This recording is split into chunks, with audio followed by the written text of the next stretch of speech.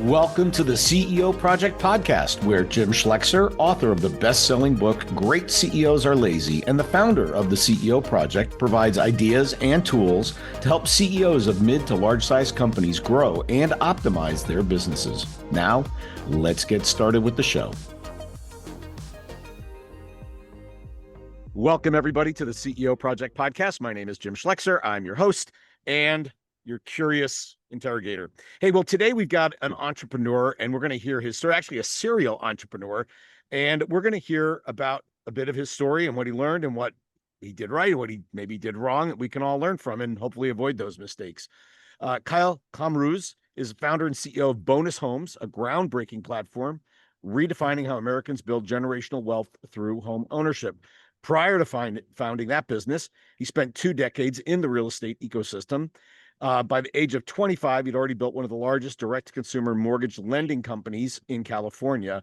By 27, it was a 50-state lender, and he ultimately sold that for a bunch of money to another loan processing firm. So, couple of success. Well, let's see. This one may be successful exit or not. We don't know yet. We'll find out. But one successful exit and one you're building. So, welcome, Kyle. Thanks for joining us. Yeah, thanks for having me, Jim. Appreciate it. So tell us about, well, why don't we go back and go forward? Mortgage lending, that's a tough business because like no barriers to entry, super cyclical. What made you decide that was a great business to be in, and how'd you get there? So going really far back, Okay. and then I'll come there. My parents immigrated here from Iran during the late 70s, during the revolution, or actually prior to the revolution. I was born in Atlanta. My father got his degree in architecture from Georgia Tech, and barely spoke English. You know, you hear these stories about unbelievable immigrants that come here and they're just like, had $30 to my name, you know, et cetera, et cetera. My dad was one of those types of people, right? You know, I had and usually if they came from that period, they were like minister of defense or some incredibly high level job and had to kind of get out of the country. Yeah, and my family wasn't. My family, I mean, typically, a lot of Middle Eastern families, especially Iranians, that live in the United States, the whole family comes out. Yeah. I was one of the rare where it was just my mom and my dad. So I have no family in the United States. Oh, It's wow. literally, yeah, my mom's back in Iran right now, so she's had to kind of deal with all the stuff that we had over the past couple months. But yeah. But anyway, my dad, we moved to Southern California, and he pivoted from architecture to go into real estate. He got into mortgage in the 90s. And then my whole goal of life was typically, and it's kind of funny, in the Middle Eastern world, and I think a lot of cultures, your family is a doctor, lawyer, right? Yeah. There's a joke about that. The twins kept me up last night. They were crying. Oh, which one, the doctor or the lawyer, right? That's right. That's right. Yeah. And my dad wasn't like that. He was awesome. He was just like, be an entrepreneur. And he said, build your own path, build your own ideas, create something, create value and purpose beyond just making money. And so anyways, it was phenomenal dad. And so he got into real estate. My goal was to go towards like New York, mergers and acquisitions. I love stocks. I did all those trading and stuff when I was a kid. And fast forward, my dad started a mortgage company and I was in my late teens and I was still in college. And he's like, hey, help me kind of build this kind of while you're going to school and stuff. So I said, okay, let me kind of learn a true small business, figure out how it is. That kind of just led me into, and my dad was a great teacher. That kind of led me into understanding the end-to-end process of the mortgages. And then the timing, which I had no control of, a lot of building things is timing. I would say more than half. Yeah, I know. Timing. Yeah. Work hard and get a little bit lucky, right? Get a little bit lucky. Yeah, exactly right. And so my father, I got into mortgages. I didn't want to do it because I felt like mortgages, it sounds a little bit weird, but I felt like mortgages like car salesy. You know, it's like, and like you said, barrier entries are low, super cyclical business, right? Yeah. And it's dependent on, right, one number, right, the 10-year yield, right? Yep. It's like crazy, right? And so I was just like, whatever. But anyways, the timing was unbelievable now in the early 2000s to get into mortgages. And I just got really good at it. I spent a lot of time studying and understanding the end-to-end process. And mortgage is the most, confusing, multiple different parties coming into the transaction, very, very kludgy. And I just like that challenge. Kind of rode that wave. I became a manager. So I was at my dad's company. my father, and this is an interesting dynamic for people who work with family. Yep. I couldn't work with my father. My father was not a great, unfortunately, again, certain skill sets, and it just didn't jive. And I Yeah. wanted to do something a little bit different. So I kind of branched out and went more towards the retail channel. I wanted to talk direct to consumers. He was dealing with like wholesale. And I worked in a mortgage company, had a great leader in that company who just saw, like, I was a young kid. I was wet behind the ears. And I was fortunate enough to be able to help build that company to be something pretty big. And Mm. also the timing was great, early 2000s and whatnot. Picked up a couple good marketing angles, did a lot of direct to consumer on TV, Oh, wow. local ads. Yeah, this was back in the day when you were picking up 30-second spots, infomercials. Those were the hot ticket items. 5:30 in the morning, 6:30 in the morning, after Yeah. the car ones, right, would come in. You remember those back in the day? Yeah. Anyway, so just kind of honed my skills. I learned early on, this is one big thing, was how to really lead, because I was a young kid and I was managing these people who are much older. Mm. And the dynamic, right? Is like, who's this little punk kid, right? And so how do you lead without telling people what to do? How do you lead by example? How do you lead by servant leadership, right? And that was Yep. such a huge, important trait. I learned it early. That was probably Hmm. more than the success or the failures. That was one of the biggest things that I learned early on, and that helped me a lot. And Yeah. then fast forward, I just stayed in mortgage, and then I went from one to another. And then I got out prior to the financial crisis, but kind of that led to it. I was in the center of all of that, and I got out of it. Um, I wouldn't say unscathed. I think everyone was scathed to an Yeah. extent. Yeah. Um, Yeah. and I didn't diversify. So one lesson was, I was in real estate. I didn't diversify. So I had a vested interest not only in my company as a lender, but also I invested in multiple brokerages, small brokerages, to help them kind of build. I invested in other lenders. I was highly non-diversified, right? Yeah. So I definitely got crushed. Yeah. So they Um, they pull one string and the whole sweater unravels, right? that's exactly right, Yeah. right. And Yeah. I mean, and that's, you think it's common, but when you're in it, when you're in that moment, and that's all you know, right? And that's what you know, and you're really good at it. And I was a young kid, and it was like Well, and you were having success. I mean, it was I a was having hey day success. for mortgages, right? I mean, That's exactly right. Yeah. And so, I mean, luckily, thank God, didn't. I did have obviously losses, but it was a good learning as far as some level of diversification. But I like to say, not like diversification, like I should have invested in other things, but just different aspects. But in housing and real estate, there was still a thing. I just was in all in into the mortgage side, right? I should have yeah. done some Yeah. other things as well. So that was a big lesson. And then I got out, took some time off just to let the dust settle, just to see, because I'll tell you, living in Southern California, which was a big center of a lot of mortgage lending, you would call it like subprime. Yep. We didn't do a lot of subprime loans, but you're still there, and it was a big center ecosystem. It was a scary time when you think of 2008 to about 2009, of just like, you didn't know what was going on, like, you didn't know Yeah. if the world was ending, and you didn't know if you were part of that, and you were just like, oh my God, like, what did I do, right? Even regardless of what didn't. You hear the famous stories of like stated income, right? Having a gardener buy $1 million house and stuff like that. Even if you didn't do Yeah. those types of loans, you were still in the ecosystem. So it Yep. was it was definitely like a really good, for me, like, is this really what I want to do? And Yep. so it was an interesting, because I've always been purpose driven. That's what I've always thought, right? So then what I ended up doing was, I was really Well, that goes fascinated. back to your dad saying add value, the That's money exactly comes. right. That's That, purpose that driven, right? I'm that's gonna go. exactly right. Yeah. So I told myself, I said, I never want to get into mortgage. I never want to originate mortgages, because I just felt like it was very, like you said, cyclical. But I just felt like I can do more. I Mhm. need to be able to do more. I was created to do more, in essence of it, right? Nothing against mortgages at all, but that's what my shtick was going. So what I ended up doing was, I got interested in technology, and this was Mm. around 2009, 10, and data from a technology standpoint. I won't get too technical, but XML data and stuff like that was starting to come kind of more into formation, and you can start creating rules around data and stuff like that. So I started learning and dabbling a little bit of code, very basic JavaScript code, Yep. because what I wanted to do, I wanted to fix the industry that I just technically left. Right. So this is the So processes and systems side of like, it's just kludgy and ugly. Let's make it smooth, yeah, frictionless. because mortgages up until that time, I mean, to an extent today, but much better today than it was back then. Mortgages were sitting on DOS systems. They were sitting on Yeah. systems that were in the 80s. You hear a lot about this with the government. It was Yeah. exactly with mortgages. And Wow. you're dealing with other than healthcare, the largest industry in the country, right? You're talking about trillions in volume of mortgages, and it powers the entire United States. I mean, housing is our cornerstone Yeah. of the country.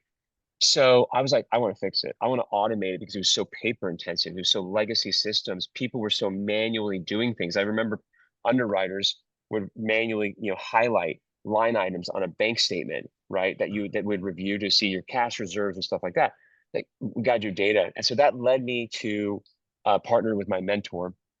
And his name was Bill Dallas, and he was in the mortgage industry. And he said something really great at this time. He said, you should change mortgage. You're the type of person that needs to change it. It's going to be rough. It's going to be hard. You're going to run across people who don't want change. Yep. Okay. And that's huge. And but you should change it. So I ended up building a software company. So got into technology now, right? Never ran technology before, but then got into it. And had a good hard knocks around that. How to build product, how to build an engineering team. We raised a lot of capital for that company. We had probably about, I'd say, 100 engineers, 80 to 100 engineers Wow. How'd you raise your money? Because people, is friends and family, you go to venture, where'd you go get your money? So it's interesting. So so combination of both, right? Venture and private equity as you built it. I incubated this. So one of the things, and this will kind of lead into what I think will be super super important about my current venture that I'm doing, not just bonus, but another one that you didn't mention, is early on, find any which way to be able to just get to product market fit. Yep. And understand that. I was fortunate enough to be able to actually, we convinced a lender to actually build this inside of a mortgage lender so we Wow. can learn the processes of that lender. And it was Hmm. almost like an R&D lab. Yeah. Yeah. And that was very Perfect first customer, right? Immediate perfect for service. feedback, voice of the That's right. customer right there. That's great. Voice of the customer, right? And so raise a little bit of seed money, raise a little bit, proved it out, and then raise more and more as we got going. And so a couple lessons there. Uh, be very cautious of getting capital from strategic partners. Hmm. Right. I think this is one big thing. I would say from a lesson standpoint, a couple things that I've learned. Number one, purpose over profit.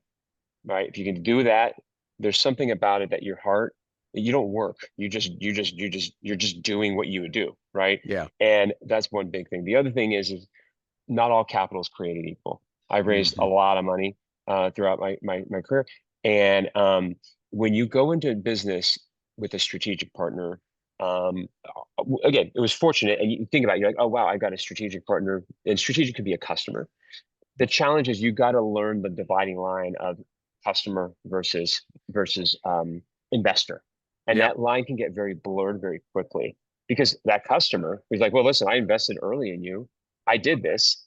And behind the scenes, they did it so that they can get all the, all the time and effort and focus and so forth. But then when you start expanding to other customers, you got this, imbalance and stuff. So you got to nip it in the butt early and make Yep. sure that you very clearly define roles and responsibilities and understandings of it. And if the strategic investor is not going to abide by what you think it's going to be, which is like, hey, look, of course we're going to work with you in the beginning, but just understand this. This is a business beyond just you.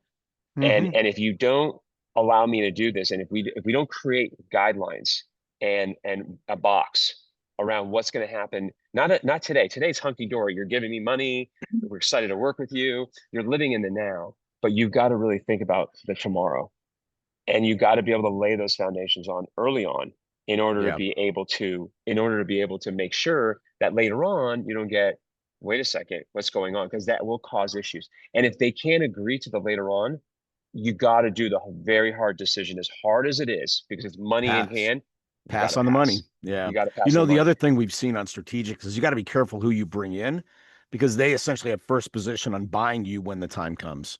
That's true, And and so that's you've why got to be really careful. Like, would that be an okay answer? I mean, it's not a guarantee, but and to some it extent it blocked, let's say a competitor was interested and they had an ownership position. They go, it can block other buyers potentially. So you have to be, I That's think, very careful in thinking about strategics. That's exactly right. And so, and Yeah. most of the companies that we've ever built from a scaling standpoint, because venture, most venture capital or just raising those private equity, they typically invest in C corps. Yep. That's usually the rule of thumb, right? For obvious reasons, tax purposes, shielding, et cetera, right? LLC can get a little bit for investors and LPs in a fund. It gets a little bit weird. Okay. So the nice thing about being in a C corp, at least, it's like, you know, yeah, there's good rules around it when you have a cap table and whatnot, you know. Did you Um, convert from an LLC to a C? Did you find this out and have to convert? Because so no, many people just form an LLC because it's easy admin, easy, that's reporting. once we so the answer to your question was we started as a C corp because we kind of knew Okay. this a little bit. But we got advice from it. But a lot of people, yes, you're right. They start as an LLC. Right. I would say if Also you avoiding really double taxation, by the way. 100%. But if you start, because it's weird as a C corp. Like I'm a C corp of a company, but I get W-2'd. You know what I mean? So Yeah. it's like Yeah. do you own the company? Well, it's no different than like Elon, right, with Tesla, right? Tesla's a C corp. Elon Yeah. owns 10% of the Tesla or whatever it might be, and technically he's a W-2 employee, right? Right. Yeah. Does he own Tesla? Not really. He owns 10% of their stock, but Hmm. he's an employee of Tesla, Yeah. I right? get it. And so we got to wrap our mind around that's the case, right? And to create abundant wealth, right? Owning a small piece of a potential big pie is obviously a big game. I mean, is a big win. And so C corp is really good, especially if you're going to raise capital, because typically most capital you can get individual investors that will invest in LLCs and whatnot. Hmm. You don't want to do that a lot because a lot of individual investors, now you got a bunch of people calling you and doing all this stuff like what's going on, and then you got like people can get weary and stuff like that. Anyways, Hmm. point is that so raise capital. What the learnings there was monumental for several reasons, but I'll come back to that if you want to. But the what that led me to do was in 2020 when we sold that company, timing was I couldn't control it. Again, this was time. I mean, sold in May of 2021, June of Yeah. 2021, and everyone was printing money, right? Because rates were two Yeah. and a half percent. Yep. And we were planning on selling. We were going to raise more capital. But during COVID, I hired a friend of mine at an investment banking firm. We did the entire roadshow online like this. So Wow. Yeah. I was one of their first customers that did this all the way through because they're just like, they're typically you roadshow. Sure. You Um, hop in the plane and go, right? yeah, Yeah. I was literally in Costa Mesa, California, in my office with no one in there other than me and my business partner Yeah. in a vacant office, right? Literally every day, going through this whole entire process, which was just a surreal experience because like you didn't really have a lot of people to talk to, and like you're just like Yeah. it was the weirdest thing. That's And fun. sadly, we just signed a lease to a very large office space, and Yeah. no one was there. But anyways, sold that company, um, and during that time, I remember it was right around COVID. Let's go back. Why did you sell? You said we're printing money, we're doing well. I know COVID was around, It but wasn't, yeah, like the industry, what caused you to say it's time to sell? the industry was really printing money, and it allowed us to do it. Like we said, we were going to raise our Series D. Yep. So we raised up to a Series A, Series B, Series C. We were going to raise our Series D, and we had high revenue. Here was the sticky point. The sticky point was the multiples on a business were pretty crazy back then, a little bit, Hmm. right? And you can kind of get bored. And we didn't plan on it, but we just had these buyers, and it kind of just allowed us to be able to get a lot more horsepower. When I mentioned strategics, one of the things that I learned early on, and some of the strategics that were on our board and whatnot, we had good people on there. They're not necessarily aligned fully with what you're trying to also do. Yep. That's why it's super important to have a board where you really have. I like to say now that I've learned all this, can you have a beer with the people and talk candidly? Yeah. Or in my case, like a margarita. And that is fundamentally true because if you go into it and you're just like walking on eggshells with your board, and that's kind of how it felt. And there's a long story behind all that, but the best thing was to exit and allow us to kind of just go through with a much bigger company. have the balance sheet to kind of just keep building out the dream in Yep. essence, right? Yep. Got it. So that was Interesting. that. And also you think about it, right? We had about 160, 170 employees. And so, you're what's good by them? What's Mm-hmm. good, what's good by all that? And it's like, the stresses of just kind of raising and burning cash and, raising more capital and, oh my gosh, what you made one decision that could have cost you a lot of money and blah, blah, blah. It's a lot of, it's entrepreneurship. Elon said it the best. It's like eating glass every day. Yeah. Yep. Well, You know I, what I I mean? I tell people, like, if you're the CEO of a startup company, you sleep a lot less than the people working for you. You do, yeah, and you have to, right? Because Yeah. you have to be that proactive, right? And so what this would now here's the interesting part. What this led me to was one of my business partners. So we have a company called Operate. It's Operate Ventures. We started a small venture capital firm. Mm. And my business partner, not on the bonus, well, he's also on the bonus side, but on Operate, we started was these funds. His name is Kerry Ransom. He ended up big entrepreneur in Orange County, very big network, all that. Him and I were having a lot of founders come to us and saying, "Hey, how did you do what you did? Not Mm-hmm. just the Sure. successes, but the failures."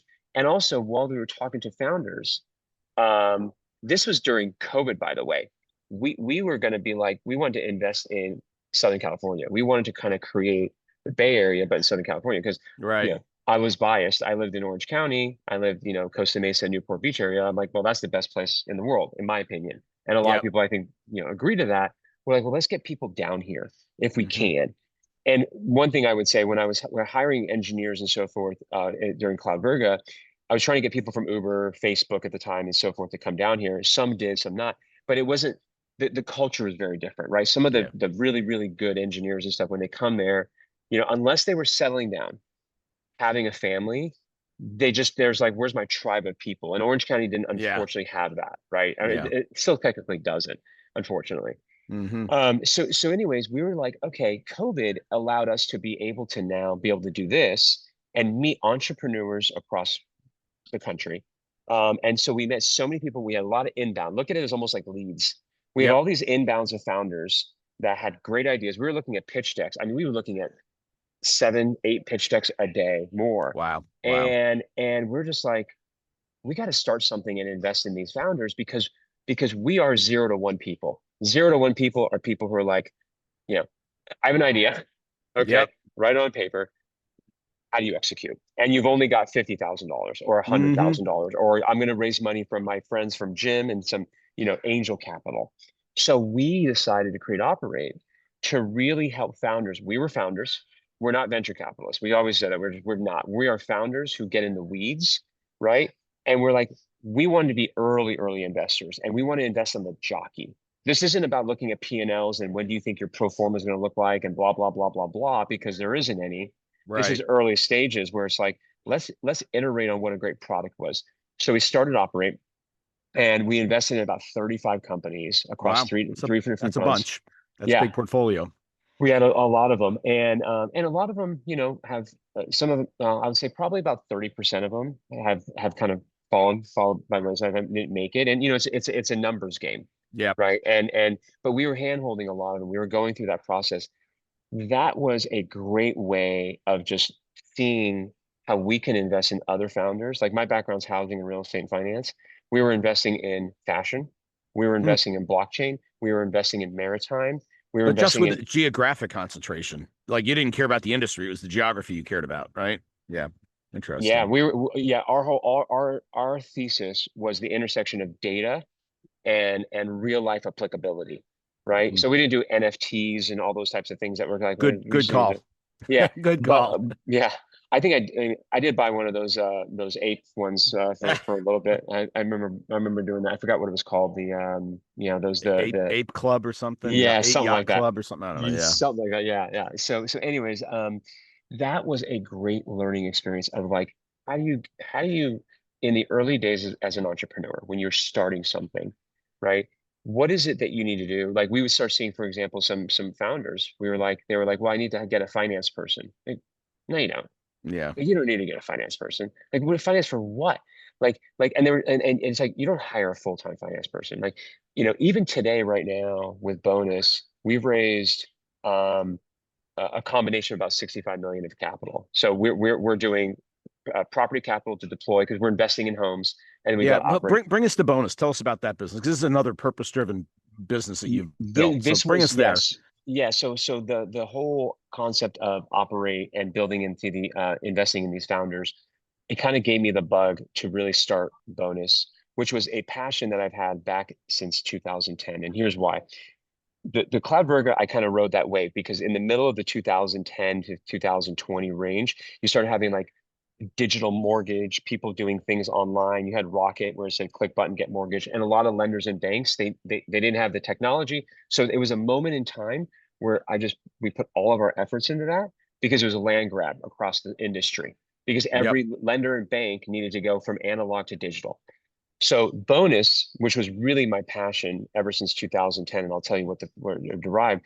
Bonus kind of was on a little bit of a hold, but all the tailwinds came out of COVID, and I'll explain what that looks like. 2010, my father, who hadn't owned a house, so remember I mentioned my Mm. father, during this entire time since 1976 he came here until 2005 he didn't own a house. We always rented. Wow. Wow. He had opportunities for several reasons out of his control. He couldn't.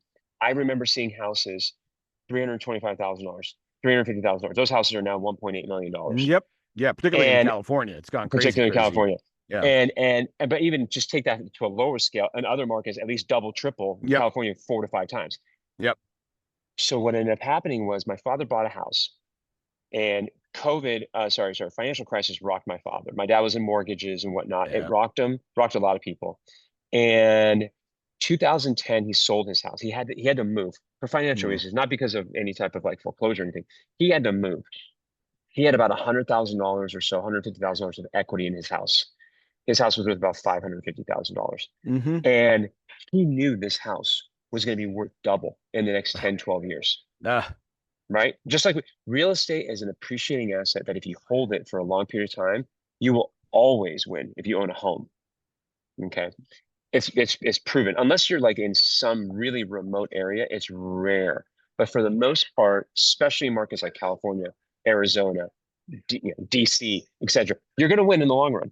Yep. So what ended up happening was he sold this house and he told me, he's like, I'm telling you right now, there's no other way because I can't pull out, I can't get a HELOC. There's no way for him to pull out all his money and go buy a new home, right? So he had to sell, sold the house for 580. If you look at the house today, it's 1.3 million. My Yeah. dad missed out on all of that equity if he Yeah. would have just held on to that and rented that property out and been able to do it. So this was something I'm like, selling is fundamentally the only thing that most middle America can do. We were lower middle class, okay, and the middle class looks very different than it did back in the day, right? In the past 10 years, the rich have gotten richer and everybody else has gotten poorer. It's just really Yeah. how it's been. Yep. And so this middle class, this middle side, we've forgotten a little bit about how ways to help them build wealth. They drive and power America. And home ownership is the best way for them to build wealth. Mm-hmm. But when they move, they have to do what my dad did. Cash out all his equity, sell it, and move on, and then see that home go up in value later on. And think about this, right? The best time to buy isn't the best time to sell. The best time Mm-hmm. to sell is not the best time to buy. Right. So Right. you've got this kludginess when you're doing this where, well, I need to move because my kids and my family need a place to stay and I want to take the money and buy. And a lot of people buy, sell, and then buy. So what Bonus ended up doing is I'm like, I want to fix this. I want to create a way that there's another alternative for the people who think financially mindset of long-term wealth creation and want retirement. What we're going to do in Bonus, this is what Bonus does. And what helped us, the tailwind was all these low interest rates from 2020 to Mm-hmm. 2022. You got 40 million homes that have a rate below 4% today. Oh, and they're all vapor locked. They can't move. Like I'm not going to So, go get a 7% mortgage. I can't do it. So or if you can do it, a lot of people won't do it because yeah. they don't want to get rid of that 3%. Yeah. So there was an interesting study by USA Today about 2 weeks ago that said 54% of the respondents on the survey, which is about 2,000 people, said there's no amount of mortgage, even if I can qualify for the next mortgage, there's no rate because everyone's talking about where the rate's going to go. There's no rate Mm. that would get me to leave this house Huh. because I know I'm going to get rid of this property, this low rate. what that means is people who own a home, they realize they just saw this appreciation occur, and they know that they have something that no one in the entire world has, which is a 3% interest rate. Yep. So what Bonus is doing, and what was created, is we created a new financial category called a home appreciation partnership. It's called a HAP. Bonus cashes out all of your equity as if you sold it. You have that low interest rate. Then you move out, you go live your life. So you get your $150,000. You move out. Bonus then takes this property. Okay, that $150,000 that Bonus gave you, no interest, no payments, not debt. Right. Bonus then now, and what happens is we share in the future upside together. Now, So who takes over the mortgage payments? So the homeowner still owns the property and they still have the mortgage. We, as a custodian, basically cover all their expenses. So we make their payments for them on their behalf, which is totally fine. You can make payments. We make their HOA, their property taxes. We cover all expenses on this. We turn it into a rental. Yep. We cover the entire. So now you're a passive landlord, because most people don't want to be a landlord. That's a nightmare. Right. So what we say is you're basically going to get all the benefit of the future upside. Right. They're going to get 1/3 of the future upside. We're going to get 2/3, but they got all their equity out today. But you're going to get that 1/3, and you're not going to pay a single dime, and you're not going to do anything. So look at it as almost like a passive 401k. Yep. You have a mutual fund. You invest in it. Do you have any control of the assets in there? No. You expect that it's going to go up in value, and it will. Right. And it seems like this requires an assumable mortgage. It doesn't, because here's the nice thing: an assumable still in their name. That's exactly right. Got it. And use the rental to cover expenses, and off you go. What if it cash flow is positive? You sharing that? No, because that's really how our economics, so that we can build our business, right? So our business, how Bonus makes money is the rental income, any of the cash flow, and the upside. Because I've got that $150,000 in your house, and that can be locked in. You can't sell for 5 years. You want to let the appreciation rise, but that's a long-term investment. So from 5 years to 30 years, I'm not going to see that $150,000. Yep. And there's no interest on it. So for us, we're making a bet in the future appreciation of this asset. We're working together as a partnership to lever that low cost of capital. We're now managing this asset for you, truly like a financial advisor, but with a vested interest. Wow. Right? Because the financial advisor, you're paying 1% fee for a financial advisor to manage your thing, but the financial advisor has no skin in the game. Yeah. Well, Bonus, I got $150,000 in your house. I have to get that money back, and I have to make. This is like a lot of the private equity firms. They've seen what's going on in rental rates, so they've come in and bought single family homes and turned them into rentals. Well, that's right. And what's nice about what we're doing is we're trying. The whole point of this is helping people like my dad. How do you help people? So think about, like, I'll give you an example of a homeowner. We did a homeowner in late 2022, $450,000 house. She cast out about $150,000. Yep. Okay. She had a $300,000 mortgage, 2.8 interest rate. Yep. She moved out. She's lived her life. Okay. And it's in Phoenix. And she, since then, the home value has actually gone up. And which is interesting in this market, but still, in just 2 years, she's already built $20,000 of newfound wealth for doing absolutely nothing, living her life. Bonus has managed this property. We've already rented it out. We've already turned it. She's already got $20-something thousand of money in her Bonus wealth account, in essence. Nice. that she never would have had. And so think about what this does to middle America for these people who would have sold this asset. Now, this lady who owns this house, in 10 years, she'll probably have $100,000 of newfound wealth. No, that's great. Fabulous. So that's what Bonus is. That's been my passion, to be able to be like, how do I help people like my dad? Because my dad, unfortunately, hasn't recovered since 2008. Yeah. And if he would have had this home, my dad would have an extra $400,000 of wealth. My God. For a 72-year-old man. That would have been huge. Right. Yeah. Well, hey, Kyle, this has been fascinating. We're going to have to wrap it up if you don't mind. Love your energy. Love what you're doing there. It seems like an incredible offer to people to say, hey, keep a percentage of that house that you wish you hadn't sold and gain from it. Yeah. So that is really fascinating. If people want to reach out to you and either talk to you or engage in this business that you're working on, how would they get a hold of you? What's the best way? Just Kyle@bonushomes.com. Kyle@bonushomes.com. Well, tremendous. Yeah, appreciate it. Thanks, Jim, Thank you for joining us. I appreciate it. Thank you. Thank and you. for all of you listening, thanks for joining us on the CEO Project Podcast. We will see you next time. Thanks for listening to the CEO Project Podcast. We'll see you next time. Be sure to subscribe to get all the future episodes and check out our website, www.theceoproject.com.